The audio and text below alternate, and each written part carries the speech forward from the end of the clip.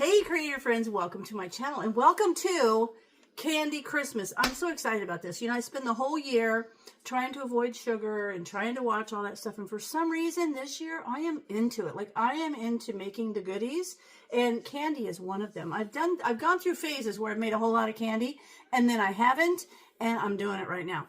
So this was great because Mtn Grandma and Yogi Hollow Farm are hosting this collaboration, and I was excited when they asked me to participate because it gave me an opportunity to look at a lot of candy recipes, and I was in the mood for making candy. But if you want tons of really good recipes, look down in the description because there will be a list of every single channel that's participating in this collaboration, and it's going to be phenomenal. Like, I'm super excited about it. So number one, all the collaborators will be in the description below. Please head over to their channels and like and subscribe because that just helps them out. And number two, be sure and go to Mtn Grandma and Yogi Hollow Farm and do the same thing because they're awesome for putting this whole thing together. And there's more. I'll tell you in a second. But number one, they will also have a playlist over on their channels.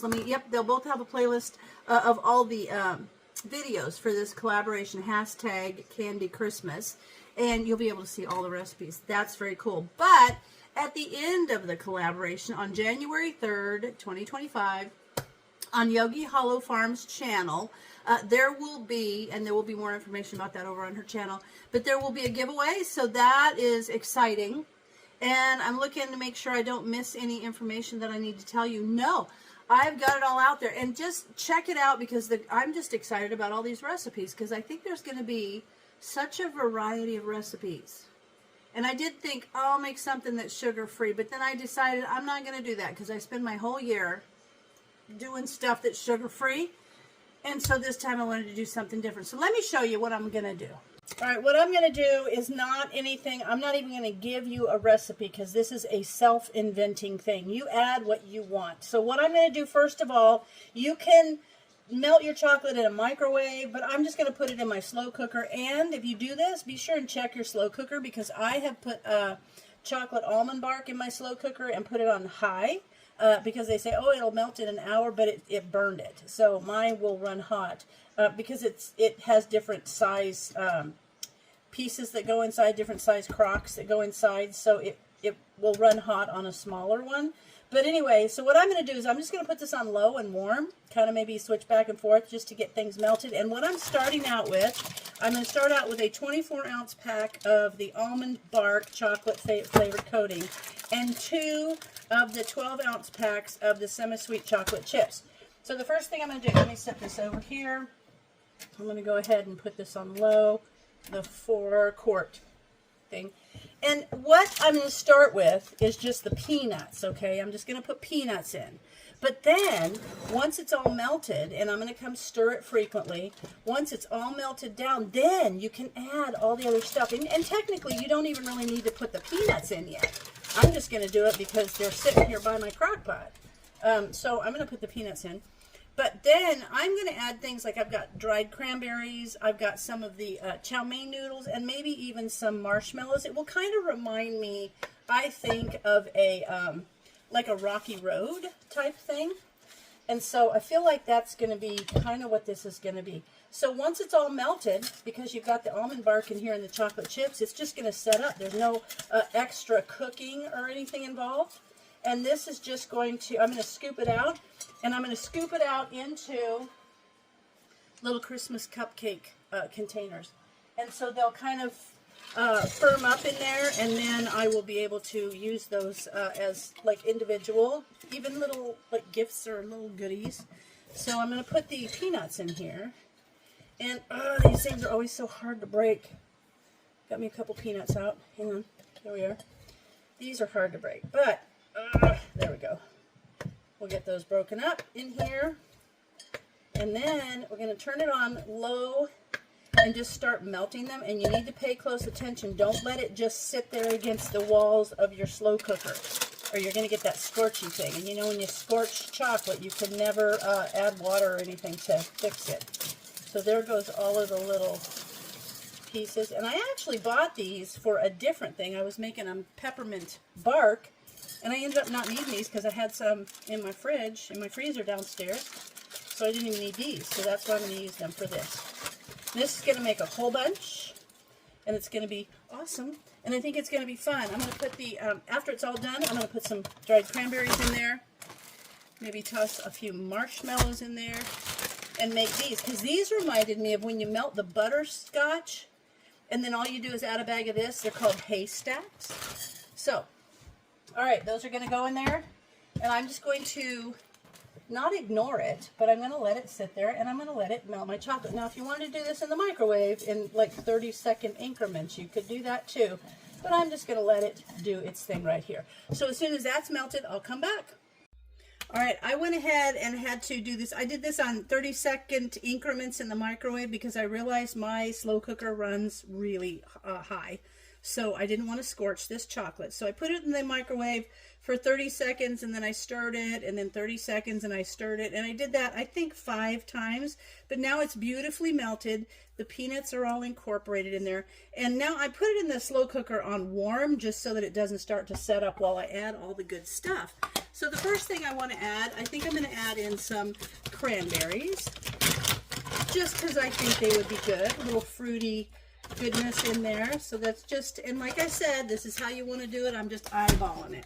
So I'm going to mix those in. And then I think I'll do some marshmallows. These are going to be so good. I actually might do a little bit more cranberries. I love them.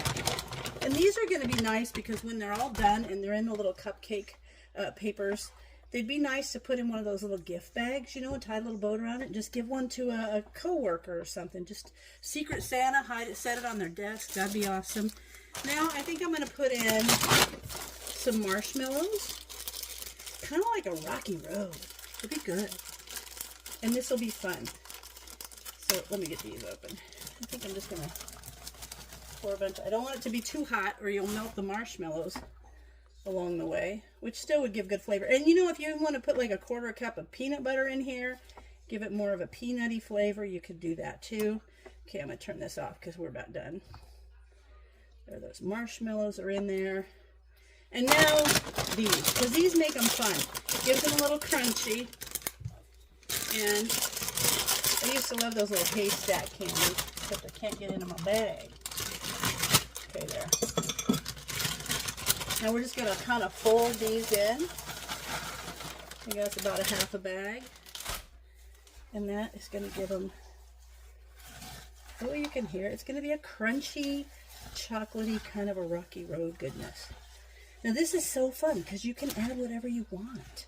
I actually thought, you know, you can get all those different flavored chips. You can get the mint chips. You could do this with like white chocolate chips and mint, and just invent your own candies.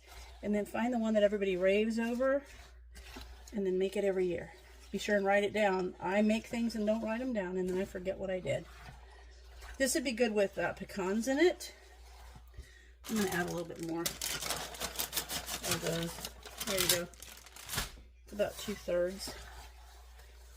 All right, that's all mixed together. Chocolatey, peanutty, cranberry, crunchy goodness. These would be great like for a potluck.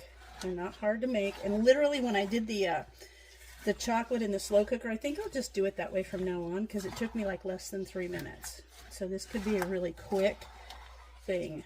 Okay, I want to get all the bottom. I want to make sure there's the chow mein noodles mixed all the way down on the bottom.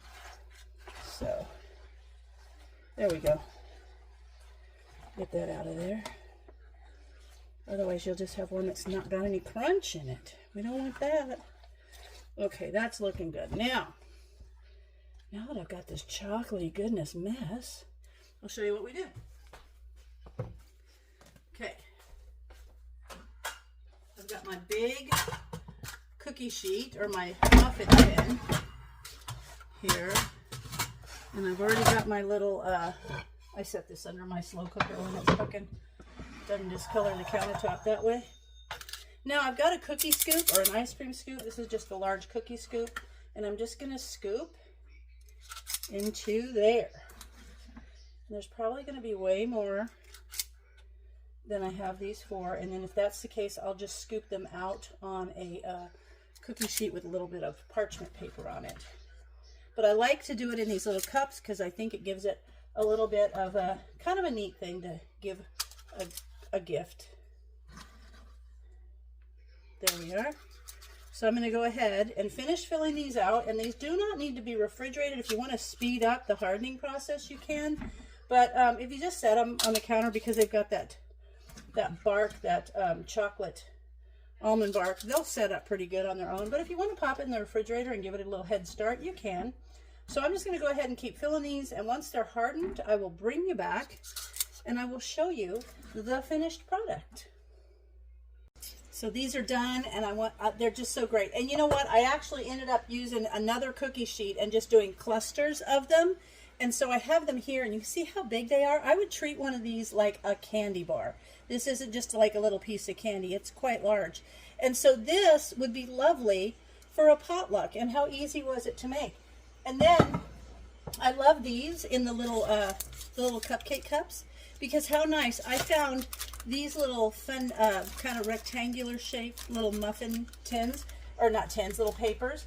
And I thought, what a nice thing to do. Maybe use one of those and put one of those nice little holiday ones in, and some other, I made this toffee bark and something like that, and then put it down in one of those little gift bags that has the designs. You can get those at the Dollar Tree with a little bow.